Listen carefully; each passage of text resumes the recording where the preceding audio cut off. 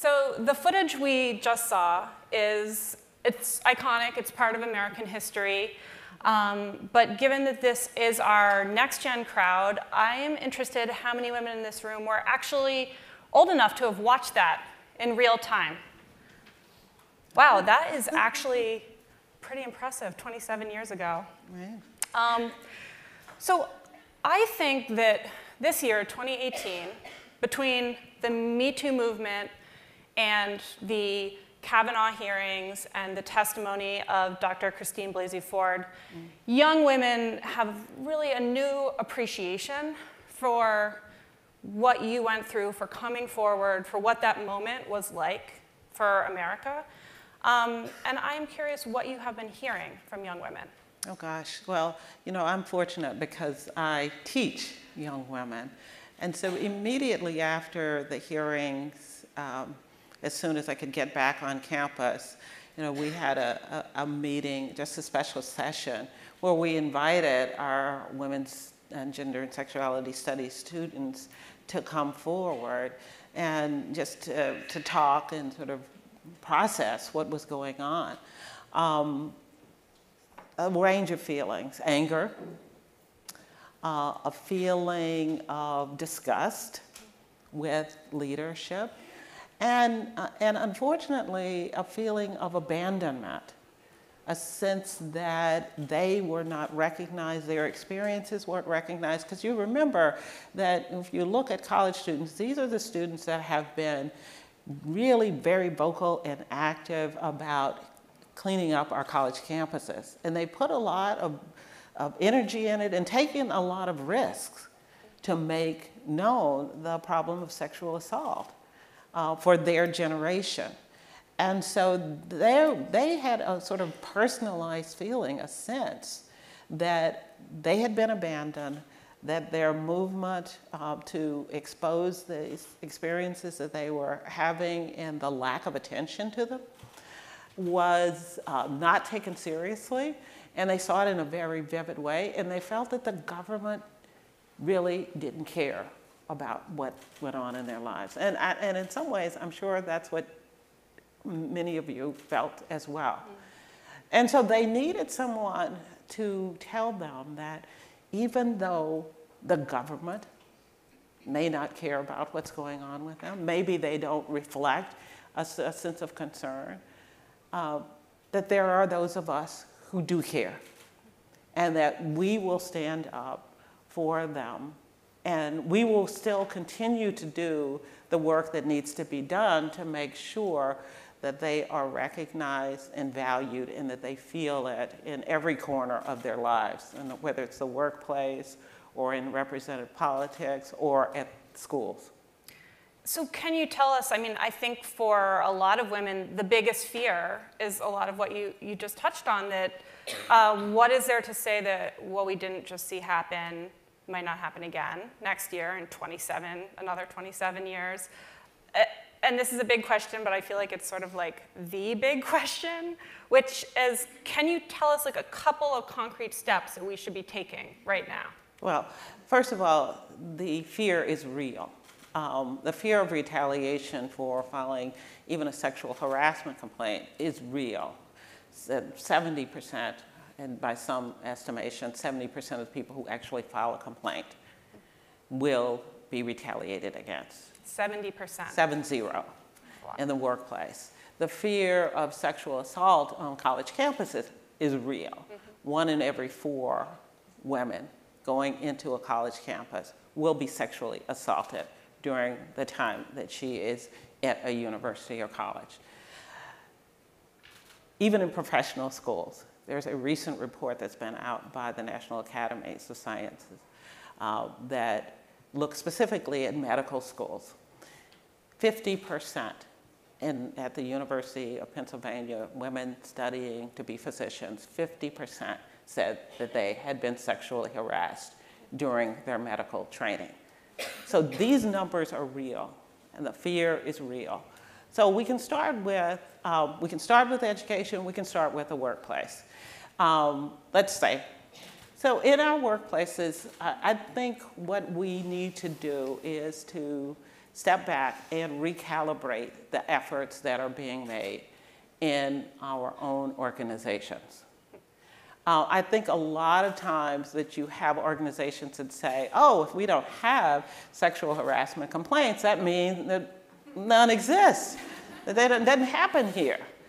And I think what we've got to do is we've got to use whatever power we have within those organizations to say that sexual harassment is underreported and that the fear of retaliation is real.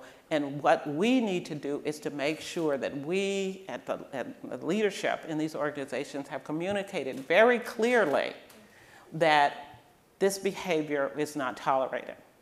We need to make sure that you have very clear policies that are accessible, that let people know exactly, if they come forward, what is going to happen to them.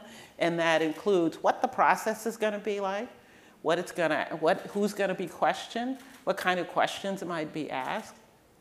And we need to also promise them that they will not face retaliation, either from their managers or from their colleagues, and that will not be tolerated. And you need to live up to those promises. But one of the things that one organization who's been represented here, Zillow has been represented here, and I talked to a guy named Dan Spalding, who is the chief people operator officer there, who has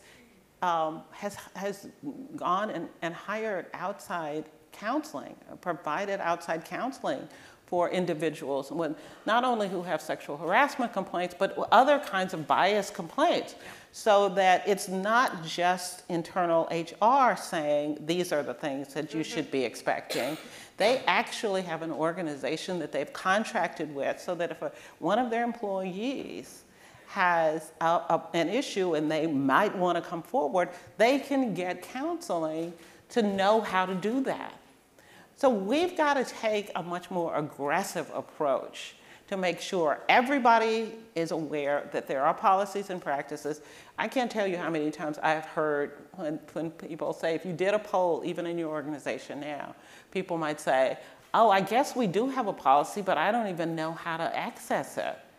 So you need to make sure they know there's a policy, that exists, that it's taken seriously, that there will be a process, and give them counseling where appropriate, but also that there's going to be an outcome. That it's not just going to go into a file and not be heard from again. These are clear steps that companies can take. Now, I have a question. I want to go back briefly to the Kavanaugh hearing. You did an interview with the New York Times recently, and you told them that you have been in touch with Dr. Ford. And understanding the sensitivity of that, is there anything from your conversations with her that you would share with us? No. A completely fair. You know, and I don't want to be flip about this, but you know, these are, I, having testified, know that these are traumatic experiences. Yeah. And I don't give advice to someone in a public setting, and I don't share their experiences in a public setting or conversation, because that amount of privacy should be afforded them, because they've lost so much. The ability to control your own voice is something that gets lost in these processes. And we have to honor and respect our engagement with people who are going through these situations, and really appreciate how one of the things that they want most of all is to have control over their lives again. And so that's the explanation for the no answer. No, 100%. Well, let me ask you, when you were in a position similar to where she is now, after the hearings, when you were thinking about where do I go now, what do I do now, was there anyone who reached out to you, or any piece of advice that you got that helped you get through that moment?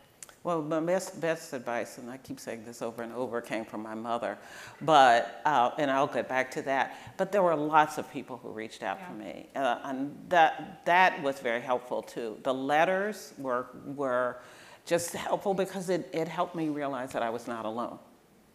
And that's one of the things about this whole movement now is that you feel this sense of isolation anytime that you've been in a situation where you're, whether it's racial discrimination or any kind of abuse that you feel like I'm the only one that's having this problem. And the system, in many ways, especially in those hearings, is sort of set up to feel like there is something really peculiar about you, and nobody else is experiencing this. And having people just tell me about their experiences was a way of really reuniting me with others who had felt the same way, and that was valuable. But as I say, the best advice came from my mom. What'd she say? Which was, whenever I started to feel really down and that I could not go on, she reminded me that, she said, you know who you are.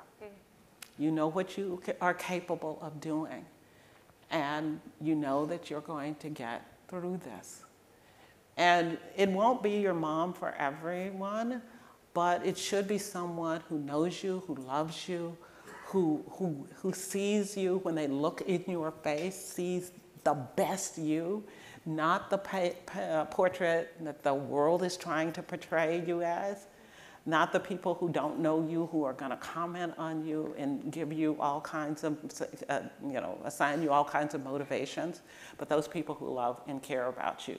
Find that person, and they will look at you and say, you are wonderful, you're a great sister, you're a great friend, and I support you without a question. It's amazing advice. Thank you. I see that we have questions, so I'm going to start over here, this panel over here. Hello. First, I'd just like to say that you and Dr. Ford have both been just such amazing symbols with your poise and how you went through all of this attention, so thank you.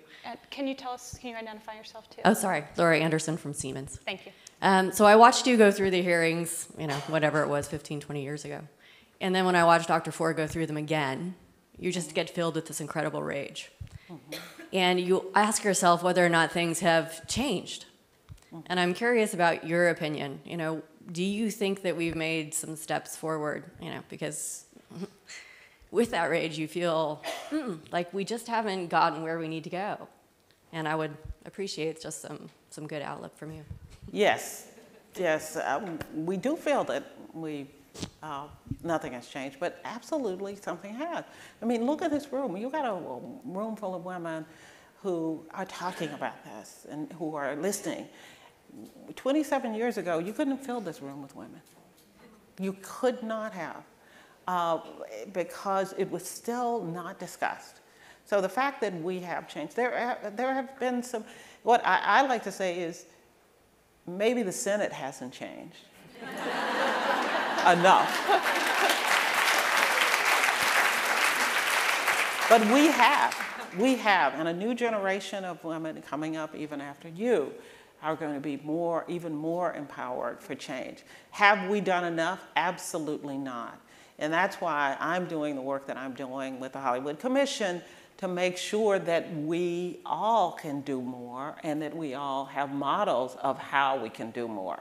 So we're not there yet. We're clearly not there yet, and the numbers show it, and the stories show it, and our sense of outrage shows it. Mm-hmm. But we can do more because we now have more women who are aware, as they say, woke, and who are in positions to do more than we did 27 years ago. So the glass really, to me, is not necessarily half full, but it's certainly not empty. We have another question over here. Yes, Marisa Perez with Frito-Lay. So excited to have you here. You are truly an inspiration. My question is, really about how we stop the fundamental core problem, because I think we're doing a lot of good things, and like you talked about, the women here in this room are inspiring future generations. We're building the right policies and processes, like you mentioned, but how do we get to the core? We can build better Band-Aids, but how do we stop the root problem? And what are the things that we should be doing differently to teach our sons to keep men leaning in and not have this chill effect? What are the things, what are the lessons that you would tell to those other supporters, those allies that we need to be on this journey so that we can fundamentally change the root problem that's driving all of this challenge in the world? Well, I think we have to understand the root problem for what it is, that it's not just about sexual harassment. Now, in many ways, that's just the tip of the iceberg. It is about the abuse of power that occurs and the ways that it gets manifested, and one is through sexual harassment. But it's also manifested through pay inequity. It's also manifested through lack of leadership opportunities. It's also manifested just by day-to-day aggression that occur. And you've all experienced them. You know, it's from the idea that you don't get the best assignments, or that you don't, you know, you're not listened to in a meeting in the same way with the same ideas as guys are. All of these things are a part of that bigger problem.